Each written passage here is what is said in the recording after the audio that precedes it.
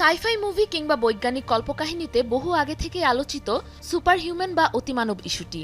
দ্বিতীয় বিশ্বযুদ্ধের সময় উন্নত মানবজাতি তৈরিতে ইউজেনিক্স প্রকল্প হাতে নেয় নাৎসি বাহিনী। এরপর থেকেই বিতর্কিত ইস্যুটিতে চলে আসছে নানা চর্চা। এবার এই একই অভিযোগ উঠেছে মার্কিন যৌন নিপীড়ক জেফ্রি এপস্টেইনের বিরুদ্ধেও। সম্প্রতি এপস্টেইনের বিরুদ্ধে মার্কিন বিচার বিভাগের প্রকাশিত বিশাল নথিতে উঠে এসেছে ভয়াবহ এই তথ্য। অভিযোগ উঠেছে সুপারহিউম্যান বা উন্নত মানবজাতি তৈরিতে সুপিরিয়র জিন পুল ধারণা বাস্তবায়নে কাজ করছিলেন এপস্টেইন। তারই অংশ হিসেবে অপ্রাপ্তবয়স্ক মেয়েদের জোরপূর্বক গর্ভবতী করার পরিকল্পনা এঁটেছিলেন তিনি।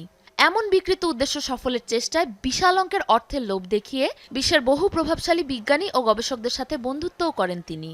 অপ্রাপ্তবয়স্ক মেয়েদের গর্ভবতী করে তাদের জন্ম দেওয়া সন্তানদের মধ্য দিয়ে নিজের যোগ্য উত্তরসূরিদের বিশ্বে ছড়িয়ে দিতে চেয়েছিলেন বিকৃত এই যৌনাচারী। প্রকাশিত নথিগুলোর মাঝে মিলেছে ভুক্তভোগী এক কিশোরীর একটি ডায়েরি। 32 পাতার এই ডায়েরি থেকে জানা যায় ওই কিশোরীকে সন্তান জন্মদানের যন্ত্র হিসেবে ব্যবহার করত এপস্টিন ও তার সহযোগী ম্যাক্সওয়েল। হিউম্যান ইনকিউবেটর নাম দেওয়া ওই কিশোরীর সন্তানকে জন্মের মাত্র 15 মিনিটের মাথায় মায়ের কাছ থেকে আলাদা করে দেওয়া হয়।